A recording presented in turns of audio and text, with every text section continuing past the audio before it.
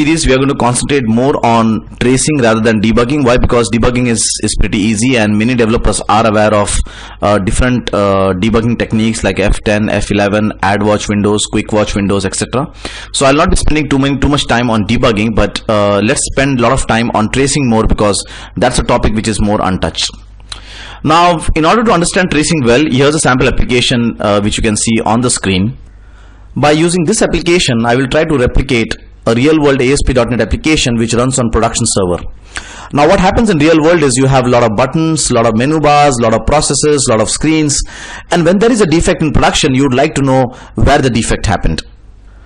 In this ASP.NET application, we have 3 buttons now, you can see, and what I'm doing is I'm generating an exception randomly. So what I'm doing here is, you can see that basically I have created a random object, okay, the random object which helps us to create random numbers. So basically there's a random class which belongs to the random namespace. So what I'm doing is, in the page load event, right, I'm just generating a random number from 1 to 5, and then for each one of these buttons, right, if you say let's say you go to button 1, I'm saying that if the random number is true, 2, throw up exception. For button 2 click, I'm saying, if the random number is 3, throw up exception, and same for button 4, I'm saying if the random number is 4, throw up exception. So in other words, I'm generating now errors randomly depending on the random number. Now what I'm going to do is, basically I'm going to host this application on production server. So I'm going to go and deploy this application on IIS, and whenever the error happens, I will not come to know from where the error is. So this is a typical scenario what happens in application. You are browsing through a screen, or you are browsing through a wizard or through a process, and suddenly there is an error, and you would like to know where the error happened and how did it happen, right? So what I'm going to do is, I'm going to go and build this application, and I'm going to publish this application on a simple IIS which is hosted on my server at this moment.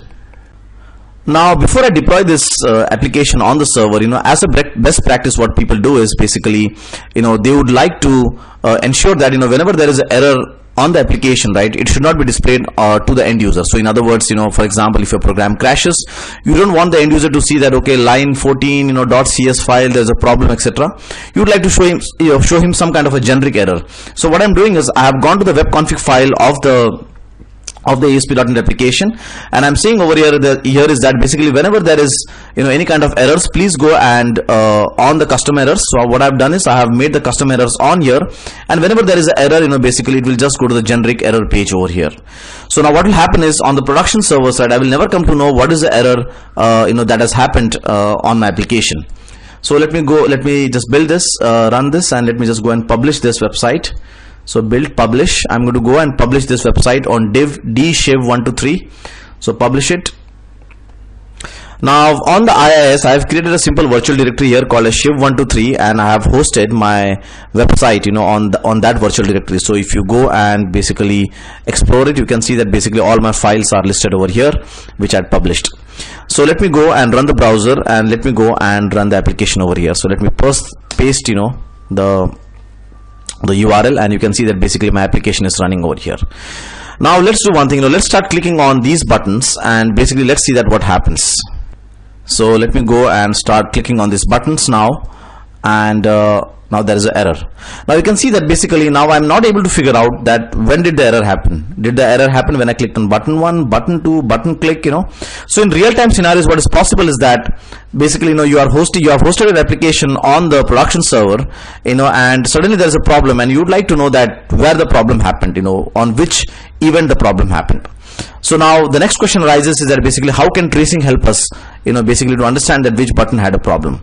So what should we do with the same, or how should we actually enable tracing in ASP.NET?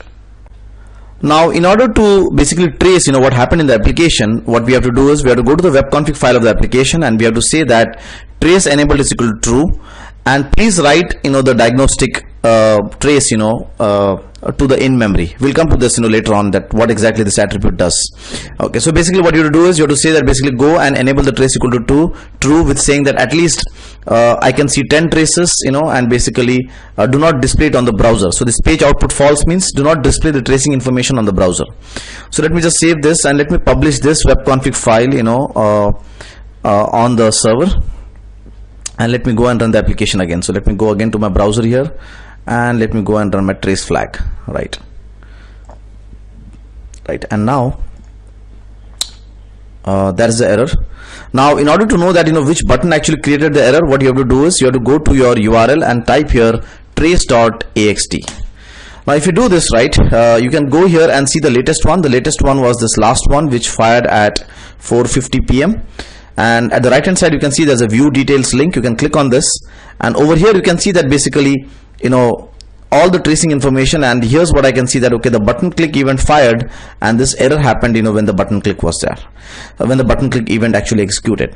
So in other words, by using the trace flag, or by enabling the trace flag in the web config file, you can go and use the trace.axt at the back end to see that where the error happened in the application and how did it happen. In this video we saw a very simple basic way of doing tracing.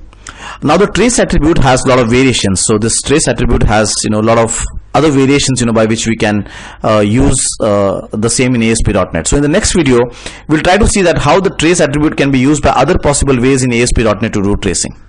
So I hope you have enjoyed this video, and in the next video we'll see the possible ways of using the trace attribute.